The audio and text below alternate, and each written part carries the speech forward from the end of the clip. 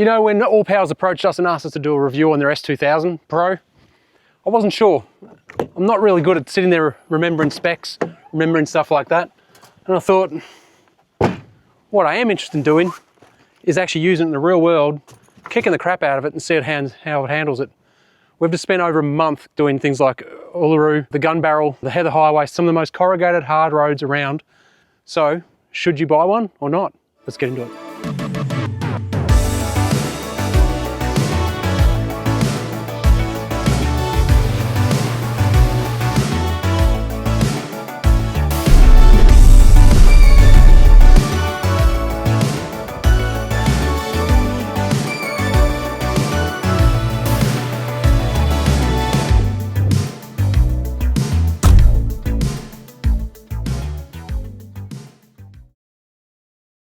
Now, as you know, I'm not a full-on tech review channel. I'm more about real-world use. So I'm not going to sit here and sprout specs to you for the next 10 minutes. I'm just going to go through the basics and I'll put the main things up on the screen. Ultimately, what you've got is you've got your power, you've got your AC, and you've got your DC button. Simple as that. Press that to turn it on, press that to turn it on. When you turn the DC on, that also turns on your Bluetooth. And basically, you've got USB-C, so fast charging USB-C, USB-A, 12 volt, which we've been running the fridge off, 4 240 volts, and it's a 2400 watt inverter, so more than enough to, as you will see later, what we've been using it for. And this is your solar input here. Now, this kit that they sent us has got a 200 watt fold out solar panel, which I'll get into in a second, but that's the basics of it. Handles on top. It's not bad. It's actually, for the price, you've got to realize this is a cheaper product. The price is absolutely fantastic. Nice clear display on the front, and so far, weather, dust, everything like that hasn't been an issue with it. So during this test, how do we actually use it? So the way we used it is what we think is the way most people are going to use this type of system. A lot of people are going to buy this type of system are going to be people who are in maybe camper trailers with not enough battery, or rooftop tent setups, or swag setups, all that sort of stuff. So we used it for cooking, we used it for charging our phones, charging our laptops, charging all of our camera gear and drone gear. We also did do, as I mentioned just before, we used some cooking with some inverter stuff on there as well. We're also running the fridge. Actually, it was a smaller fridge. This has just been replaced, so it was a slightly smaller fridge than this. And also, we were also running the Starlink as well. And the Starlink's running off 240, so it's a bit of a hungry beast. So overall, that's what we've been doing for the test. Now, this section that's coming up now is what I've nicknamed the kill session. Basically, what I've done is we deliberately set out on one day, no other power source, purely and simply to use just this and to do ridiculous stuff with it. And you'll see that in a minute. And part of it also includes the fact that Lisa's got a cooking channel, so she used it to cook multiple meals for that as well. So the other disadvantage for this poor thing is that the solar was out and I was chasing the sun to give it the best chance possible. But the downside was we did most of the heavy use towards the end of the day, so it became very, very hard for it to replenish. So let's roll into what is now 4 weeks ago.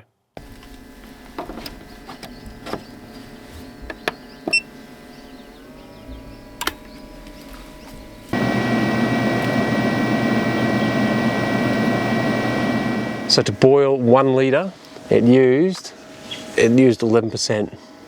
It is bringing in 102 watts, and that's about 102 watts.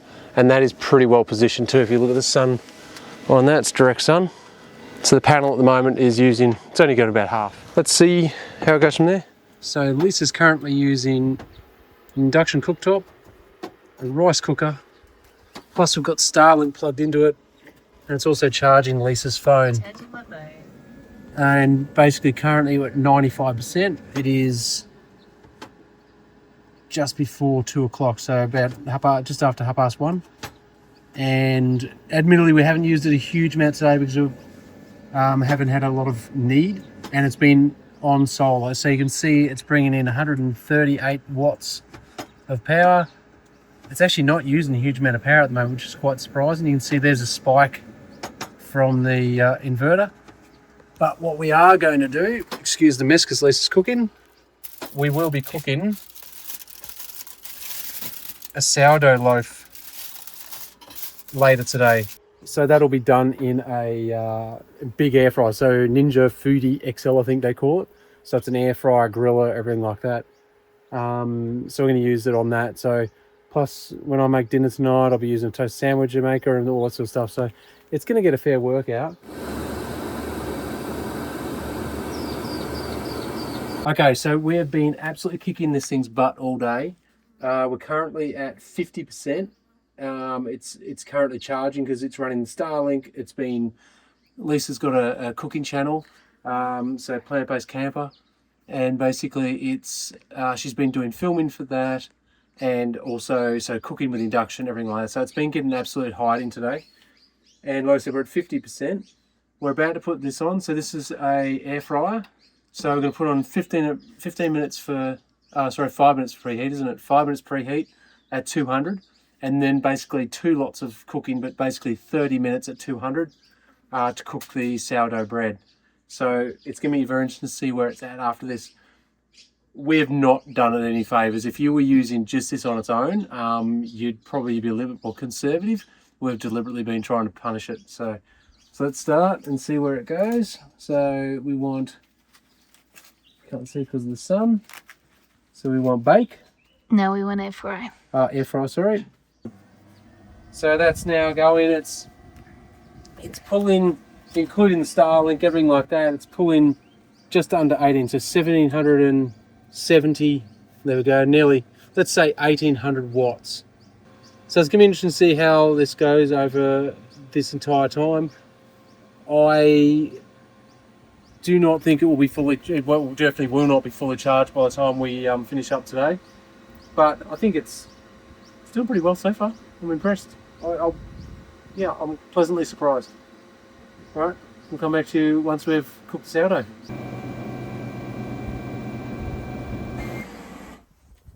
So now I've just got to turn it over, and it's another 14 minutes at 190. So let's see where it ends up after that. Okay, so the sourdough is finished, looking primo. So that was effectively 35-ish minutes of this, pretty much at full, well, not at full speed, but it's a fair bit of a hit. It was around that 1800 watts on and off. So it would cycle on and off. So look, we're at 14% and it's still running the Starlink, still charging Lisa's phone as well. Thing is, we've only got around about 10 watts coming in, so if you look out there you'll see that the sun is pretty low. I will be able to move it now that I don't have to have this plugged in, and I might be able to get the solar panel in a little bit better of a spot.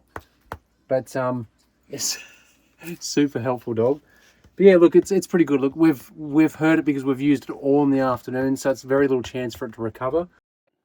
So as you can see, that was a pretty hard test for it. For anything this size, it was always going to struggle. So it was pretty impressive that it lasted as well as it did.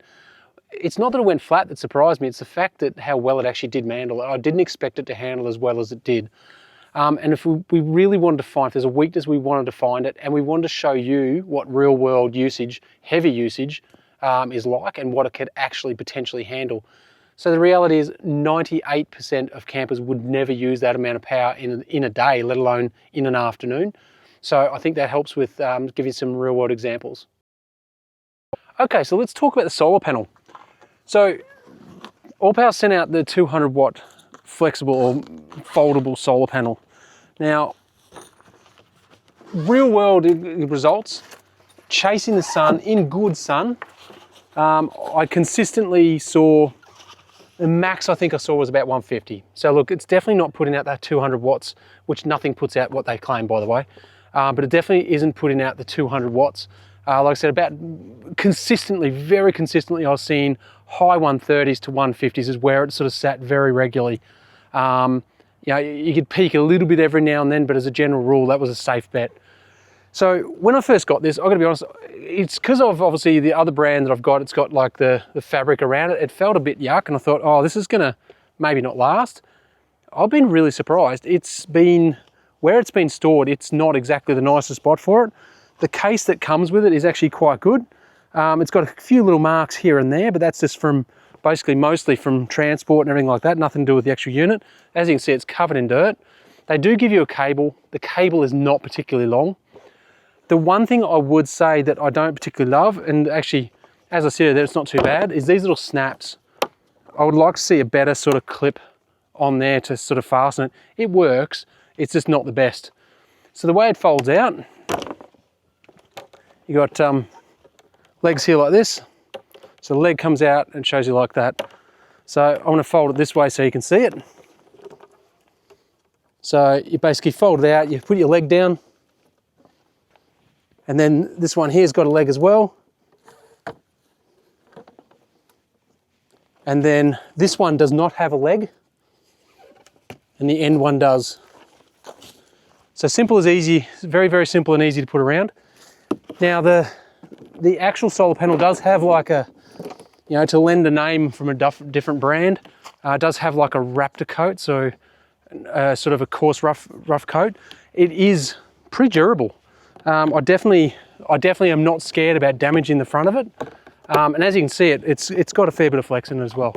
So overall, like I said, it's definitely acceptable as compared to any other solar panel out there.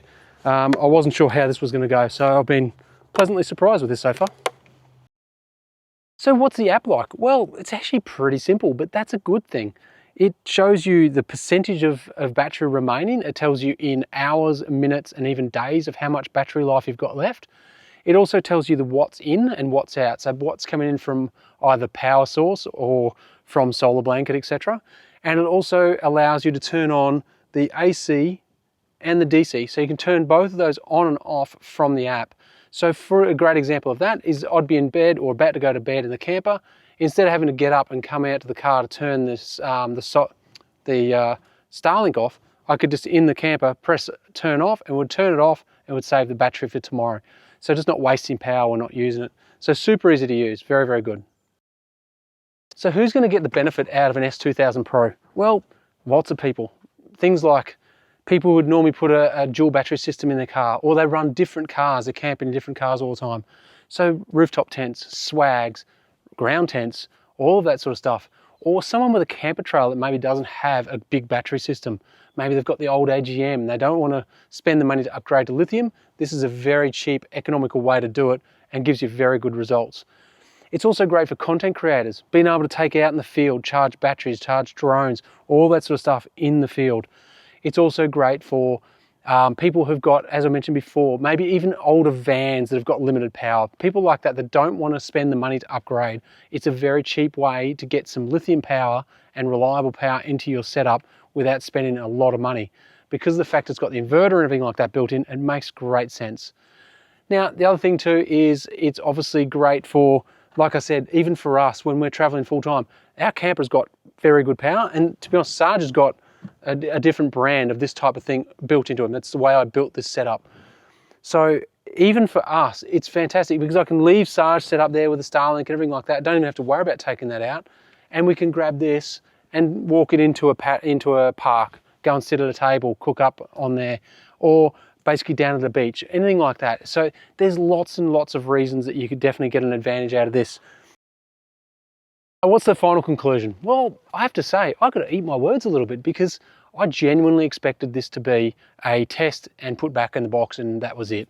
I genuinely didn't expect it to perform, especially considering the price point. I thought it was going to be nowhere near this good. Now, I'm not talking specs compared to other brands. I'm just talking about real world use, what it's like and what's usable in the field. And I've got to say, for the money, it is very hard to go past. And there's some crazy deals going on all the time with these. So definitely if you're after something that's worth picking up. Now, it's not replacing our existing system. It is going to be a complementation of what we've got. So we're basically going to use the system that we've still got in Sarge. We're still going to use the system that's in the camper, but this is going to be a complement of that. Going to use it in the field. We're going to take it away from the car a lot more. It's definitely been a very, very useful thing. And in 2 months, I've been surprised how much we use it, especially Lisa. She uses it all the time. Now, if you want to get yourself one of these, after the 2-month period, we did talk to them and say, look, we are happy to recommend this product. So we have actually managed to secure a discount. So if you use the code FOR10, you get another discount on top of whatever deal they've got going. So if it's on sale, you can use FOR10 and you'll still save some more money. So that's an awesome deal. Anyway, I hope this has been of help. And if you've got any questions, pop them in the description below and we'll happily help out as much as we can. Talk soon. Bye.